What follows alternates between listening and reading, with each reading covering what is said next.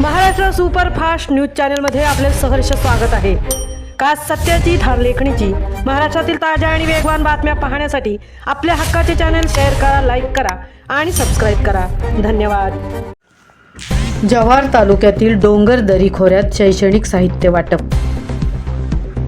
शिक्षणाचे महत्त्व ओळखत दुर्गम भागातील गरजू मुलांना साहित्य मदतीचा हात देत DVPSS आणि समाजसेवक यांच्या वतीने जव्हार तालुक्यातील डोंगर दरी खोऱ्यात असलेल्या आयरे, चौंडीपाडा, गेटपाडा, विनवळ आणि पिंपरुण येथील जिल्हा परिषद शाळांमध्ये शनिवार दिनांक 11 जुलै 2026 रोजी शैक्षणिक साहित्य वाटप करण्यात आले।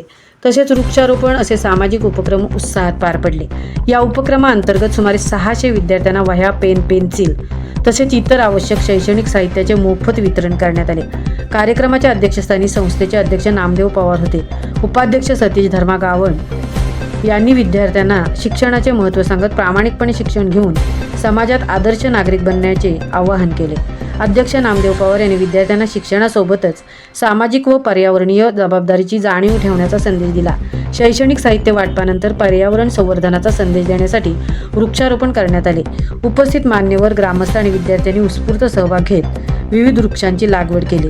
या कार्यक्रमात सल्लागार सखाराम पाटील, वैतरणा कमिटी अध्यक्ष लक्ष्मण वैती, वैतरणाचे माजी सरपंच संतोष भोईर, साई पोल्ट्रीचे भूपेश पाटील, उद्योजक निलेश दळवी, उद्योजक जयेश मोरे, युवा कार्यकर्ते युवराज पवार, व्योम पवार तसेच रुग्णमित्र राजेंद्र ढगे यांची प्रमुख उपस्थिती लाभली।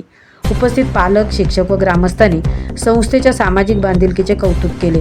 शिक्षण, पर्यावरण संवर्धन आणि समाजोपयोगी उपक्रम भविष्यातही सातत्याने राबवण्यात येतील अशी माहिती संस्थेच्या पदाधिकाऱ्यांनी दिली। महाराष्ट्र सुपरफास्टसाठी मितेश नवलेसह पृथ्वी भोईर, जव्हार।